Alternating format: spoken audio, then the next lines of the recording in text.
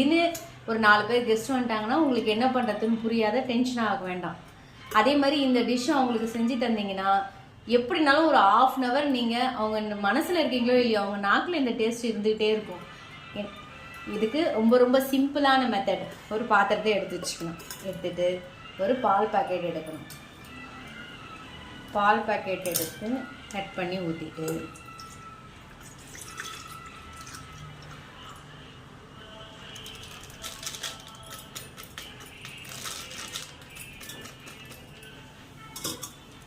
இந்த கிளாஸில் 1 கிளாஸ் தண்ணி எடுத்துக்கணும். 1 கிளாஸ் தண்ணிக்கு மேலே ஊற்றக்கூடாது. இந்த 1 கிளாஸ் டம்ளர் தண்ணி ஊற்றணும்.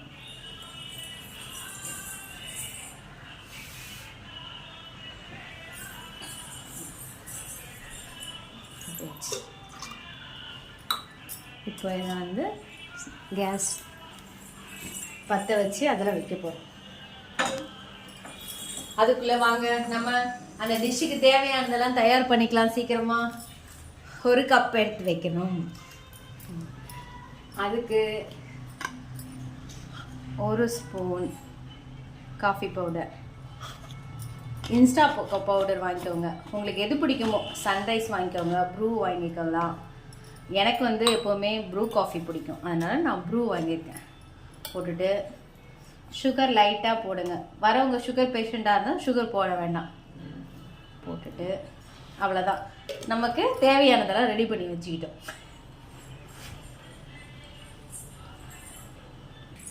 இப்போ பாருங்கள், பால் வந்து ரொம்ப கொதிக்க விடக்கூடாது. பொங்கி வந்தோன்னா டக்குன்னு ஆஃப் பண்ணிடணும்.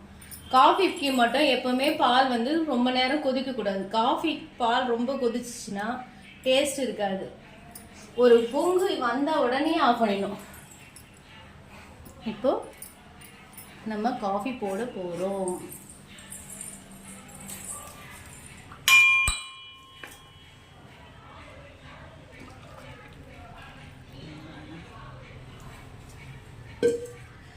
சில பேருக்கு காஃபி பவுடர் எவ்வளோ யூஸ் பண்ணணும்னு தெரியாது. அதனால அவங்க என்ன பண்ணுவாங்க, நிறைய பவுடர் போட்டுருவாங்க. இந்த மாதிரி சின்ன ஸ்பூனாக வாங்கிக்கோங்க. நம்ம சின்ன ஸ்பூனாக வாங்கும்போது இந்த ஸ்பூனில் ஒரே ஒரு ஸ்பூன் மட்டும் இந்த சின்ன கிளாஸ்க்கு போதும். இந்த பாருங்கள், இதே வந்து கொஞ்சம் பெரிய கிளாஸு, கொஞ்சம் பெரியவங்களாக இருந்தாங்கன்னா கொஞ்சம் அவங்களுக்குலாம் வந்து கொஞ்சம் நிறைய காஃபி குடிப்பாங்க, அவங்க இன்னும் கொஞ்சம் வேணும் அப்படின்னு எதிர்பார்க்குறாங்க. அப்படின்னும் போது இது வந்து 2 டேபிள் ஸ்பூன் எடுத்துக்கோங்க. 2 டேபிள் ஸ்பூன் போதும். போட்டுட்டு சுகர் மட்டும் உங்களுக்கு தெரியல, சுகரோட அளவு தெரியல எனக்கு, இப்போ நான் வந்து பெரிய ஸ்பூன் போட்டிருக்கேன். நான் ரெகுலராக யூஸ் பண்ணுறதால பெரிய ஸ்பூன் போட்டிருக்கேன். அதில் இவ்வளோ எடுத்தோம்னா அந்த சின்ன ஸ்பூனில் இது 1 ஸ்பூன். நீங்கள் வந்து ஆக்சுவலி இதை வந்து இந்த மாதிரி ஒரு பெரிய ஸ்பூன் யூஸ் பண்ணுறதுக்கு நீங்கள் பழகிக்கோங்க.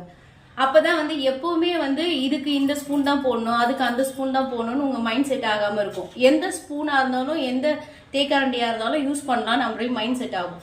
அதனால் எப்போவுமே எந்த பாத்திரத்தில் இருந்தாலும் கொஞ்சம் அளவுக்கு அதிகமான போடுங்க. அதில் வந்து கம்மியாக போட்டு இவ்வளோ போட்டிருக்கோம், இது இவ்வளோ சுகர் இருந்திருக்கு, அப்போ இன்னும் கொஞ்சம் சேர்த்துக்கலாம் அப்படின்னு உங்களுக்கே கிடையாது. போடு, அப்போ தான் உங்களுக்கு மைண்ட் செட் வரும். இப்போ போட்டுட்டு இந்த காஃபி இங்கே பாருங்க, பால் நிறைய கொதிக்க வச்சு இந்த காஃபி போட்டிங்கன்னா 2 ஆத்து தான்.